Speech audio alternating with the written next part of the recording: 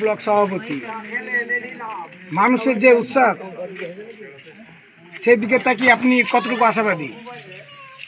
100% আশাবাদী। দেখুন, মমতা ব্যানার্জির যে দুর্নীতি, মানে মানে কয়লা চুরি, পাথর চুরি, শিক্ষা চুরি এবং যে মুসলিমদের ওয়াকফ সম্পত্তি সেটাকে খাসে পরিণত করছে, কিন্তু মমতা ব্যানার্জি নিজে মুখ্যমন্ত্রী এই নিয়ে কোনো সুপ্রিম কোর্টে কেস করেন। উনি শুধু মুসলিমদেরকে ধোঁকাবাজি দিচ্ছে যে ওয়াকফ আইন যদি চালু করতে হয় তা আমার বুকের পুর দিয়ে বোলডোজার যাবে। তা আমার প্রশ্ন, মমতা ব্যানার্জির বুকের পুর দিয়ে কটা বোলডোজার গেছে?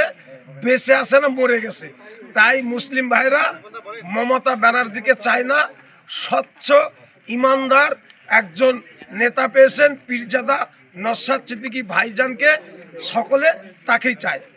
রাজ্য সরকার যে এত কিছু দিচ্ছে আপনাদেরকে, সে বিষয়ে আপনি কতটুকু বলতে চান?